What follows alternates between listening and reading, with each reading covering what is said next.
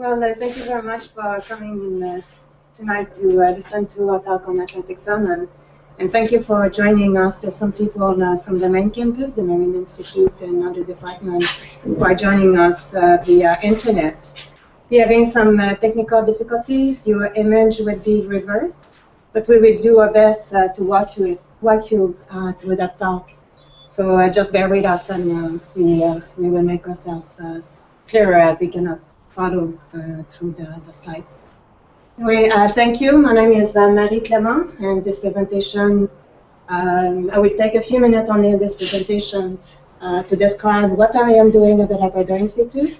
Then I will pass on to Jonathan, my Ph.D. student, that will describe what he's doing over here over summer for the next 4 years. So as I mentioned, my name is Marie Clément. I work at the Labrador Institute. You want to speak up a little? Yes. It's a partnership between the Marine Institute and the Labrador Institute, and I am based here in Happy Valley Goose Bay since June 2012. We'll start this presentation by doing a brief history of the Labrador Institute and describe a little bit what we're doing in a very general way. Then Jonathan will talk about his project on Atlantic salmon, and we'll finish with a discussion period. The Labrador Institute has been established in 1979. It got development to promote community development, stimulate and support major university projects, establish a permanent link with the main campus, and have been focused mainly on social and health science. Since 2007, things started to change, and we are really into a mode of rapid changes at the Labrador Institute. That followed from the arrival of Keith Chuck as the new director. Then we received 1.9 million to renovate the Northwest River Research Station. Those of you who are from here are probably quite aware of this station. But for the people joining us via internet, I'd just like to make to describe a little bit this research station. So it is based here in Northwest River. We're having laboratory facilities. We're having meetings, accommodation, and also field gear and boats and skidoo to conduct field work. In 2010, since the arrival of our new president, Labrador have increasing the presence of Memorial University presence and service in Labrador has become a priority. In 2012, the Labrador Institute received 2.6 million to increase research capacity in Labrador, and as a result, 5 new researchers and faculty members have been hired. I am one of those new members. So what do we do at the Labrador Institute? Well, first, one of our strengths is that we are multidisciplinary, so we cover a very broad area of research and expertise, starting from an Inuit Bachelor of Science work program that got recently been established here at the Labrador Institute. Sylvia is currently working on developing an Aboriginal teaching education program, which are really specialized and adapted for the region, for the need of the region also. So we are developing a unique expertise and unique education programs. We've always been very strong on art and language with Martha, Aboriginal health, anthropology, archaeology with Scott, economic geography. And now this is a new addition. It is the first time that we have a researcher working in natural science here at the Labrador Institute. So we have someone working in earth science, soil science, and myself working in aquatic ecology and fisheries. Briefly, the general objective of this research program is to generate scientific information to assist in conservation, food security, and overall subsistence fisheries management, create job and training opportunity to local residents in the field of natural science. We'll be hiring field technician and laboratory technician as this program keep growing. And we also, my main goal is to train highly qualified personnel, which are Ph.D. and master's student. And Jonathan is the first student joining this program. So we'll let Jonathan present his research.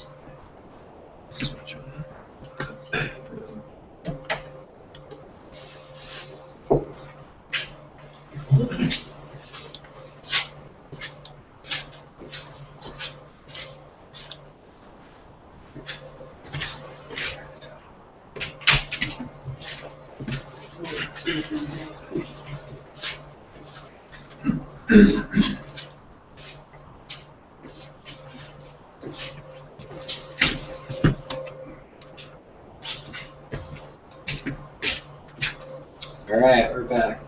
So thanks for the introduction and thanks for coming out. So I'm here to talk to you about my PhD project that started in last September when I first got here to Newfoundland and Labrador. And I'm going to be working on the genetic structure and determining the natal rivers of Atlantic salmon in Lake Melville region, including Upper Grand Lake. So a little overview of what I'm talking to you today about, the background, the study area, study design, some of the objectives of my project.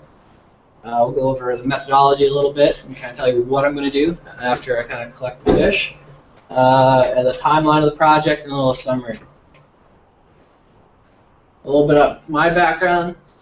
Originally from the New England area, from Rhode Island. Did my undergraduate at University of Wisconsin, and this was a degree in fisheries and water resources, so more on the management side of the resource. Then I went to northern Michigan, where I kind of focused more on the genetics. I got my master's there, and I worked on brook trout in Pictured Rocks, National Lakeshore of Lake Superior. And now I am the PhD candidate here at Memorial University and the Labrador Institute, and I'm working on evolutionary ecology with the salmon project. So how did I go from Michigan to Labrador and talking to you guys today? Well, I think it's really, I've always been involved with the outdoors and natural resources from a young age. We were camping, fishing, hunting. As I grew older, I would run trap line. When I was living in Wisconsin and Michigan, I also worked in southeast Alaska at a remote hatchery. It was kind of getting to a spot really untouched by humans, and getting to a spot where it's as wild as you can get, and that's Labrador in my mind. So this project's really working with the salmon, and then this region is why I came to Newfoundland and Labrador. So a little bit of background on the project. The Atlantic salmon here supports an important subsistence fishery for the local people. And majority of these rivers draining into Lake Melville have really never been surveyed. There's thoughts of where the salmon are coming from, thoughts about numbers of salmon, but really there's not been an in-depth study on a local basis. And this does make these salmon rivers the least known population in Newfoundland and Labrador. So a lot of study is happening on the island of Newfoundland along the coast of Labrador, but we're really trying to increase that information coming from the local area. And this is important with the new development and industry coming in the region. You have to kind of get the big picture of what's going on in the lake in order to make sure that we'll have a continual subsistence fishery into the future. Make sure we're protecting important rivers, and we'll be able to identify key areas that might lead for protection in the future.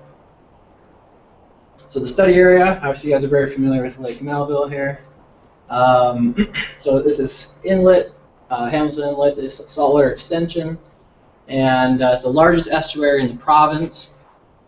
And we're going to be kind of targeting minimum sample size around 10 rivers, and also 5 along the coast of Labrador. So we'll be able to get a picture of kind of the diversity in Lake Melville compared to the coast. And a lot of research has been happening along the coast, so we have a kind of a good baseline understanding of what's happening there, but only a handful of rivers have been sampled up here for genetics. So some of the possible sampling locations were spread throughout Lake Melville and Upper Grand Lake. So really it's a lot of land to cover. You guys are familiar with the area. To get to the upper reaches of the river where we're going to find salmon park, and that's what we'll be targeting, we're going to have to travel a pretty long ways, and depending on what river we're doing and how far up we have to go, we may be implementing the use of helicopters to get into those spots, and I'll talk about a little bit of those methods. But getting there, that's really the challenge of this project. So between the Labrador Institute, We have nice research vessels here, plenty seaworthy for Lake Melville, be able to get to the mouth of this river. We have smaller boats from there. We can take that up, get as far as we can get, depending on what rapids and how many boulders and fast sections of water there are. And so we'll be going into the field, doing anywhere from 2 to 5 days in the field, camping, getting into these spots, getting to the headwaters as far up into the salmon habitat as we can get, and looking for the juvenile salmon. And on rivers that are just impossible to get to via the mouths and going upstream, over long distances, we'll be, towards the end of summer, maybe looking at the use of getting a helicopter get into those upper reaches to be able to sample. So sampling. So we're looking at about 10 rivers in the lake. We looked at those stars and possible sampling locations, about 24 rivers that I've identified that would be good candidates to go into sample. But we're looking for about 10, and from those we're going to be sampling about 50 par per river. And using backpack electrofishing, which puts a current in the water and stuns the fish, as well as some block nets and angling. Fly fishing is actually one of the highest success rates almost with the low conductivity here in Labrador for electrofishing. Angling can be a good benefit. We're also taking water samples while we're up there, and as well as some habitat measures and looking at the spawning ground and capabilities of that river. In addition, we're also going to be looking at the adults. So we're going to go up to the headwaters and collect all of the par from each river, but we're also going to look at taking fish from the subsistence fishery. So there's actually, we're going to be dealing and putting out some announcements on how you guys can get involved with opportunities to assist in the collection of adults. And we'll be looking at collecting from both the Rigolette fishery as well as the local fishery here in Northwest River, and hopefully getting some of those fish going up Grand Lake as well as on the other side, on the south side of Kenneman. So the objective. Explanation as to what you're going to collect from. Okay. Yeah. I'm getting to why we're collecting 50 and why we're collecting adults a little bit. So the objectives of all of this and this project, and with Marie here, we're going to be testing to see if the Atlantic salmon in Lake Melville, are they genetically distinct from the coastal Labrador population. We're also going to be looking if the salmon fishery is exploiting a mixed stock or a single stock. So mixed stock meaning, are those fish, are you catching fish coming from New Brunswick, Nova Scotia, from long distances away, or are these fish all originating from Lake Melville? And preliminary data is showing yes, it's coming from Lake Melville. They haven't picked up any signatures in some of the preliminary genetic work that they're not picking up those mixed stocks. So this is a single stock, but we're going to be reinforcing that. That would be the tagging that went on for many years. It was tagged done all sorts of places. Yes. And yeah. So fish were tagged in New Brunswick, and this is if anything ever showed up. I've heard of those fish showing up outside, but I don't know if they ever showed up here. Yeah. No. So far, no tagged fish from anywhere else have been shown up, but also in the genetics, we're not seeing signatures from the different stocks besides Labrador. And then the very last objective of this project is to determine where these fish are coming from, where the natal streams of the adults that are being caught in the subsistence fishery, where are they coming from? And we'll be using this technique, otolith microchemistry analysis, and I'll explain a little bit more about each of these techniques. So the first two objectives deal directly with the genetic side of the project. So management currently is based on like the river indexes, on the English and the big. There's counting fences there. This is affecting quotas and management of the fishery. So how well does that represent Lake Melville? Is this a mixed or single stock? We just talked about that. And so the fish coming through Rigolette, what is their structure? Where are they coming from? And so we'll be determining this structure and origin of the stock, the adults. We're going to reassign them to rivers, so you'll be able to tell the fish caught, whatever fish it was, in Rigolette or here in Northwest River, where was that fish headed to? And this is increasingly important due to, like I said, the industry in the region. So for food security in the future, you want to know where these fish are coming from. And from a management standpoint, This information could be used to distinguish Lake Melville as a distinct group of fish, which could lead to different management practices instead of being involved with the larger salmon fishery area, salmon fishery area 1. So really, what's going on in Lake Melville? That's what we're here to figure out.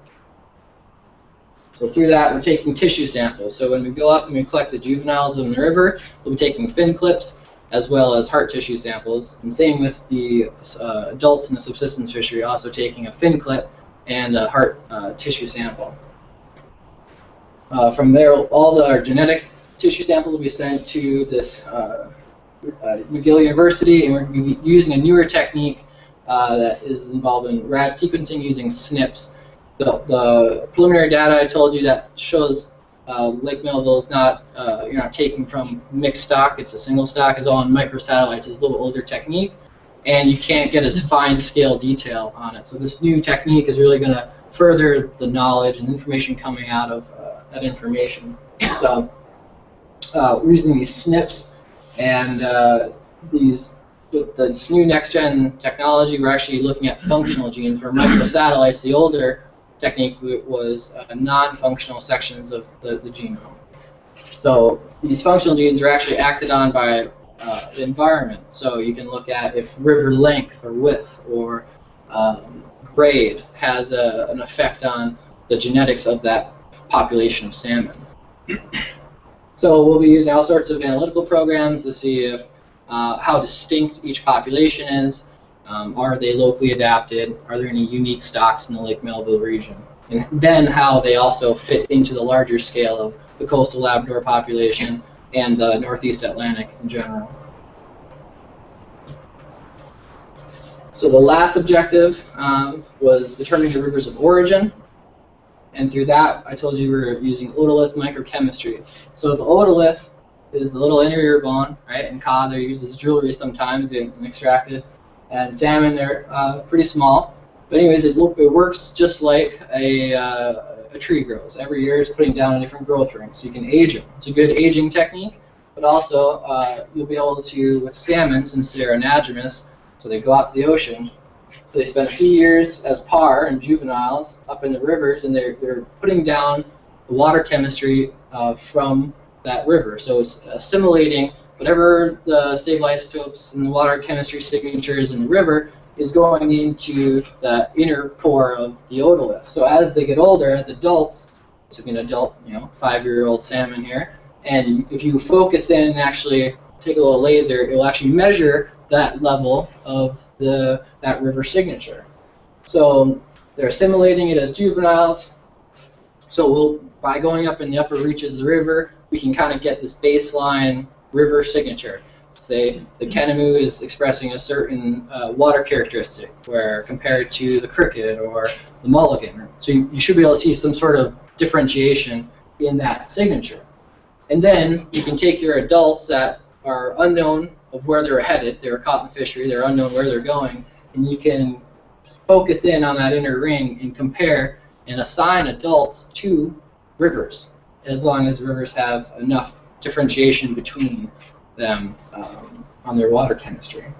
So between the genetics, figuring out the stocks, figuring out the diversity in the lake, and using otolith microchemistry to reassign the adults to what rivers are coming from, you can determine where the majority of the fish that we sample taken in the subsistence fishery, where they were headed to, which will help possible in the future to protect those areas if that are important to that salmon run.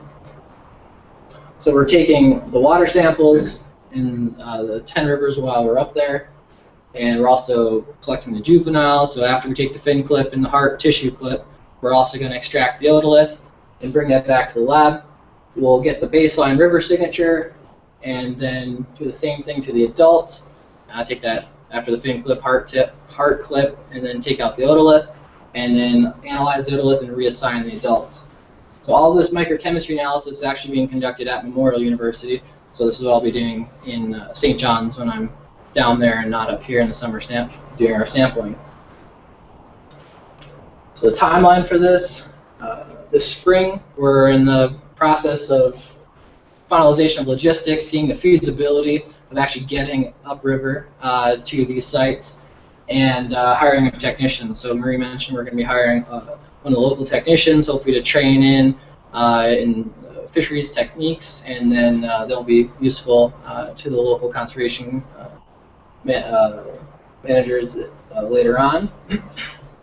And coming into summer, so I'll probably get back up here to Northwest River in middle of June, and that'll be obviously before the salmon are running. We'll get up here, get set up, we'll get out and kind of work with the subsistence fishers and getting some of the adult samples, and then we'll go into the par collection upriver, and that will be up here till I guess as late as we can get up into these rivers. So really September, October, however late we got to go, we'll try to get those as many fish collected as possible this coming summer.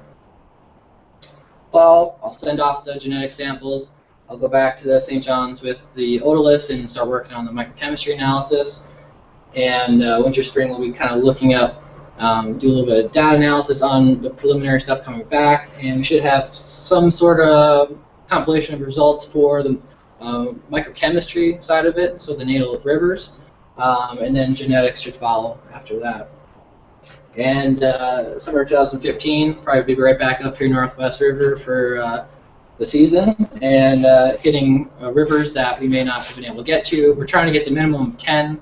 Like I said, I had about 23 that I identified as be really good to get in and get some samples. So depending on how this summer goes, maybe we'll only get 3 rivers, although we're going to have to come back and try even harder the following year. But hopefully the sampling goes well, and we can get a big group of samples, and we can start on that analysis and get results a lot quicker back to you guys in the community. So summary, 50 juveniles from each river, and then another additional 500 adult salmon coming from throughout the Lake Melville basin. We're using a combination of genetic and otolith microchemistry analysis. And from that, we'll be able to look at whether the salmon are locally adapted to a particular river. Are they genetically distinct as Lake Melville fish in general from the coastal Labrador populations? How do they fit in that structuring to the rest of Labrador and Newfoundland? And finalize that mixed stock analysis. Where are you getting any strays coming from New Brunswick or Nova Scotia? As of now, that's not thought it's happening. We're just going to kind of reconfirm that preliminary work that my co-advisor Ian Bradbury worked on. And then the last part is we're identifying important rivers and spawning grounds in the area. So obviously people have been fishing salmon here for thousands of years, and it's one of those things that's more important now with the amount of human development moving into the area to make sure that you have consistent runs and the subsistence fishery continues, and possibly even move back into a small commercial fishery depending on how everything plays out in Lake Melville region. So kind of getting this baseline data across the board in Lake Melville will help managers make better recommendations locally, and which is what you want. You want to know what you have and how to keep it. So increasing that information will help. So acknowledgements, this my 2 advisors, committee members, Memorial University, Labrador Institute, the Nassau government. I've been working in pair with them, and the Target Secretariat is helping provide some camping and sampling gear, and it's a big collaboration, and we're trying to get the word out and to as many community members and involve as many people as possible. Like I said, there's be opportunities for the adult collection to kind of help provide some of those samples, get some free labor from us to go out and help you with the nets or something. We can work something out to get that more localized sample from Northwest River. Any questions?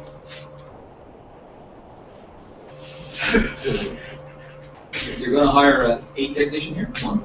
We're hiring 1 local technician and then a water chemistry student. I think she's an undergraduate. Yes. Undergraduate, and so she's going to come up here and conduct a kind of side project on getting a baseline signature in like pristine salmon rivers.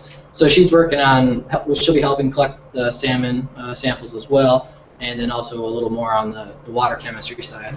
So we'll have a crew of 3 to 4 people going up these rivers, and if you expand it too much, then it'd be really hard to travel in small boats up rivers in an effective manner. So kind of keeping it a small crew.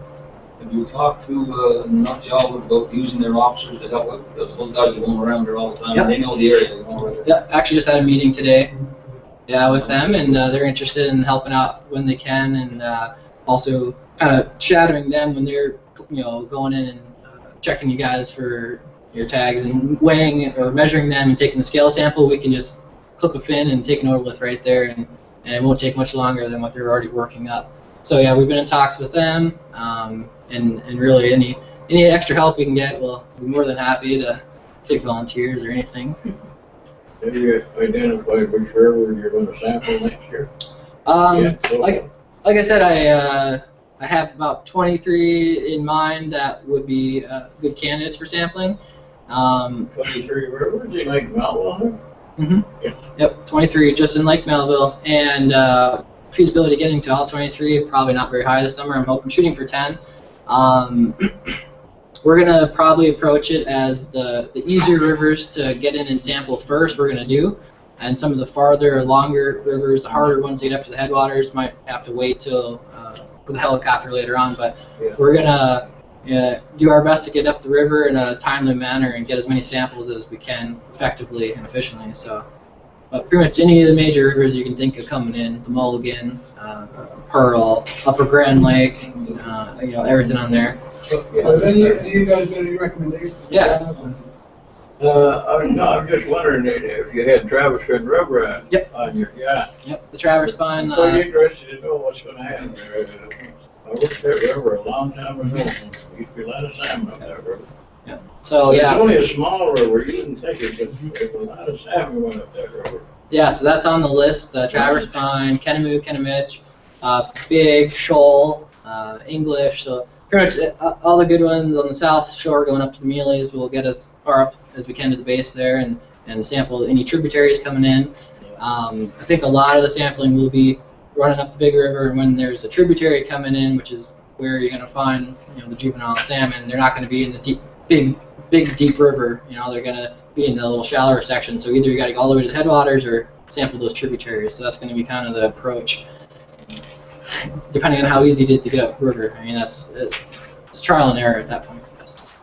But when you're sampling the water, can you go over a little bit of what's the chemistry you're looking for in the water samples for each river? All right. And how you can relate that to the fish ears. Yeah. All right. So basic water chemistry we'll do temperature resolved oxygen, pH, salinity, conductivity.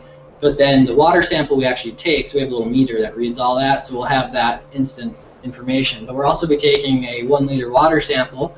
We'll actually take 6 of them in each river and 2 different locations, and then that will go back to the lab in Memorial, and they'll actually do an analysis on it and tell you the varying levels of the different elements in the river, in the water. You will be taking samples from Grand River, I'm assuming. Churchill River. Churchill River is not on one of the rivers I'm sampling because Muskrat Falls is an impassable barrier. So I'm gonna anything. If salmon can't pass up there, there's landlocked populations above it, but I'm not touching any of the Churchill River upstream. We're just focusing on actual rivers that are producing salmon into Lake Melville. Oh, geez. Yeah. Traverse Run is probably as far up Grand River as you're going anyway. Yeah. I think. Yeah. There's a few smaller ones. I think Mackenzie and there's one other. But from what I've heard, that they're little and they're more brook trout dominated. You're not getting salmon. So. I just want, if you're doing Mackenzie and Caroline, I would think that sampling that water right now would be a big problem. What's going on over there? Yeah, so those are I've gone around just based on topo and some suggestions and kind of formulated these rivers. As far as if we ever actually get into Mackenzie, which is kind of going off the Nalcor Road, I don't know if we'd even could get in there or not. But it's just for us, I think to start with, Mackenzie's a little too small anyways to support a big population. We're going to focus on the large rivers that could be potential good producers of the large run. Like where are all the fish coming from? Obviously, Kenemu is for sampling and have samples from. And then it'd be interesting what we find in Upper Grand Lake. Will mercury be one of the chemicals you will look for? I'm not sure if the student is going to be looking at baseline stuff, but I'm not dealing with any like the metal mercury aspect of it. So we're getting like the strontium, calcium, these baseline stable isotope water chemistry parameters, and then that's what you compare in the otolith. So the otolith is taking in those basic elements that are in the river, and they should be at varying ratios. So each river should have a different ratio, and that's where we'll be able to hopefully reassign an adult, but it's all based on the stability of the river and how much it fluctuates throughout the year and between years. So. No, is this only going to be a one-time thing like this for this coming year, or is this something that's going to continue now for years to come? I'll be here for 4 years, sampling at least for 2, and to get enough samples and rivers and just getting to the headwaters and just getting enough fish to look at, and then I'll be working up that data. I don't know if a long-term yearly sampling thing might happen, but from my work, if Lake Melville is a distinct unit, hypothetically speaking, you could change how it's managed. It could be its own subunit, and maybe from there might be an implementation of a counting fence in Lake Melville, and that would be a monitoring spot, and that'd be a yearly thing that's the government or someone would have to maintain DFO and run. So it's one of those, that was all hypothetical, but if that was to go, I mean, that was kind of the direction. We're just increasing the knowledge, and then from there you can kind of target, okay, we need a little more information on this river. You can kind of pick and choose what's going on in the structure, and then target areas to really focus on to come back and sample and figure everything out. So this is a baseline study. Yeah, sorry, go ahead. Can you get any history at all from what DFO has done over the years?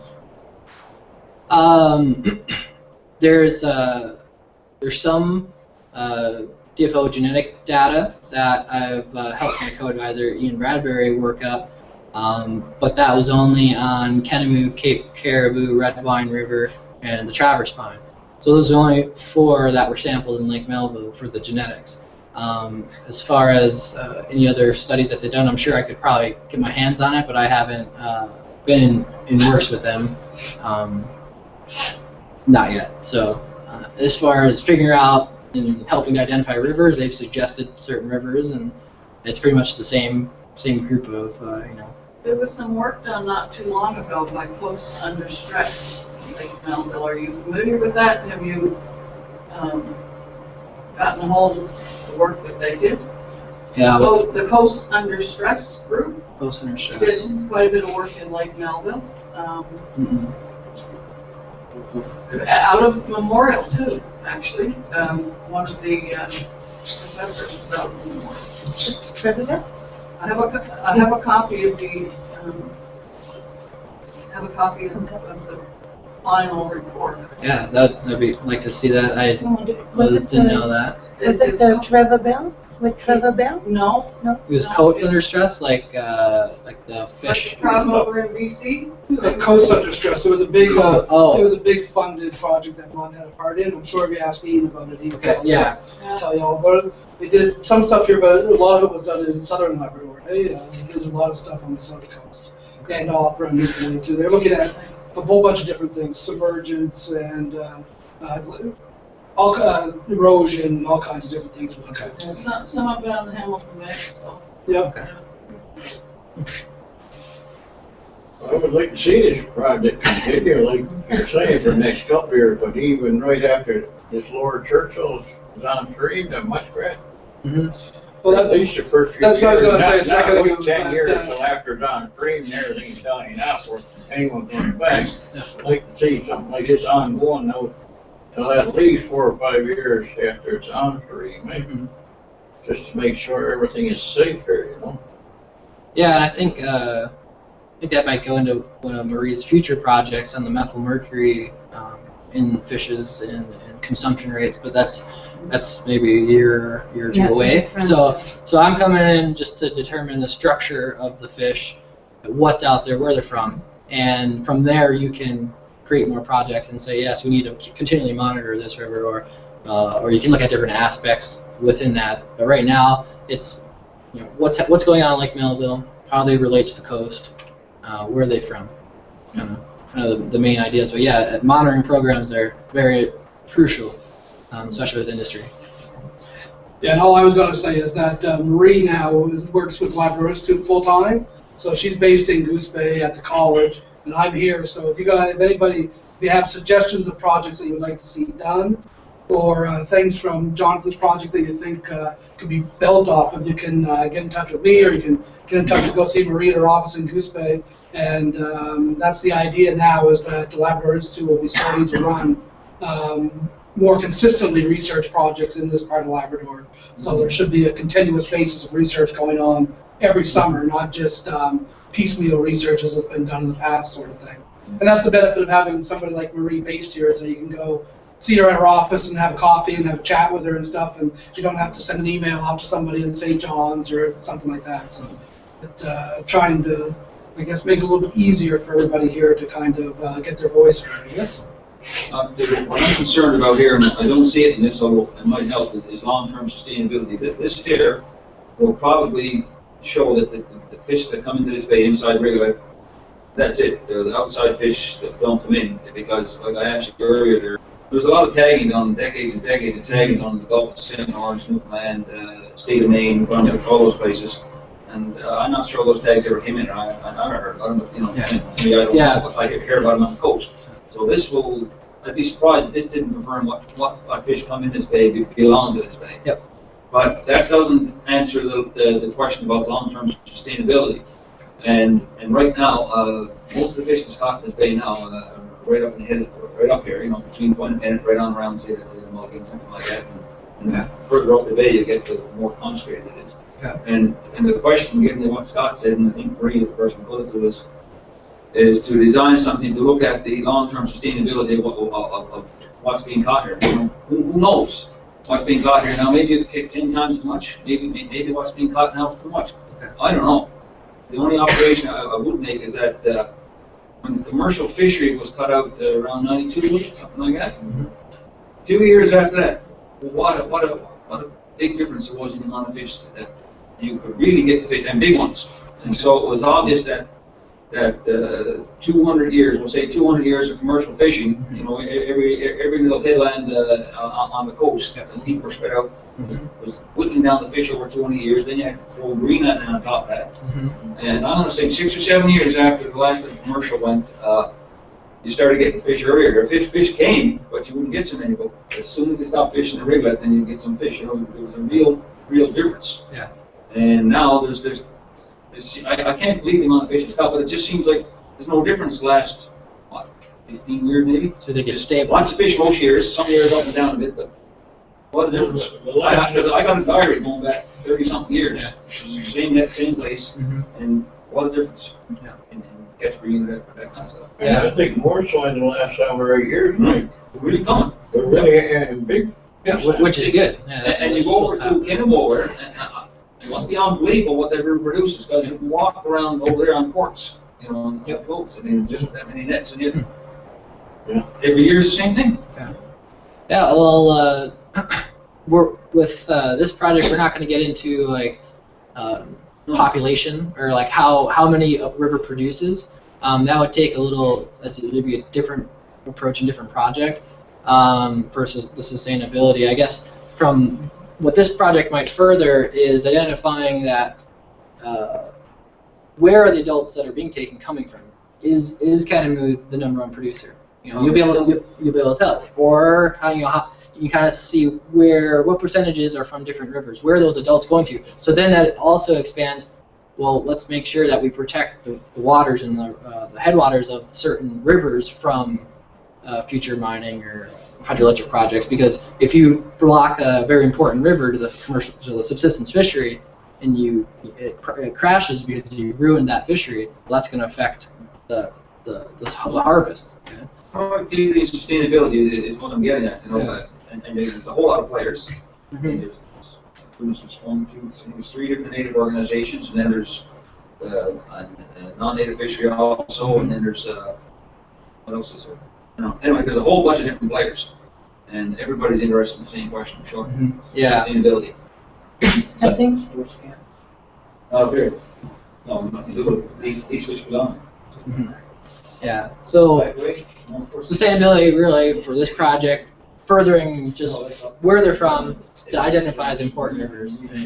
So I mean, there's thoughts of what rivers produce what and how much, and there was a survey done in the 60s that did potential productivity based on the headwaters and accessible spawning habitat, and they came up with figures, but those figures, according to everyone that's witnessing the runs and the catches right after that, they were too high. So there's a lot of habitat, but there wasn't the salmon run. So what was that contributed to? So it's one of those. I think with this, you'll be able to get that structure, and it was more of a increasing the knowledge to protect or certain key rivers that might be your big producers. You might have 60, 70, 80% of fish that are being caught coming from one river. Well, that's a very important river to your fishery. You're going to want to protect that. I think his project will actually, by determining if Lake Melville is a genetic this time stock, so you're increasing the need to really monitor it locally. As you indicated, we need to know the yearly fluctuation and the number of harvest sustainability. So this project is one step to move toward. Yeah, like a possible counting fence or something in the future. And then that counting fence in Lake Melville on that river that's been identified would be what is determining the take, or like if it's a good year, is it a bad year? What's the fishery doing? So, I think it's a start in a long-term process to really nail down that sustainability and preservation of the subsistence fishery. Well, I know we had it seems like a good healthy population of salmon now, and I hope that it can be well monitored and looked after. Not like our caribou herds that can go in drastic decline before anybody moves. You want to keep up on the game, right? Yes, definitely.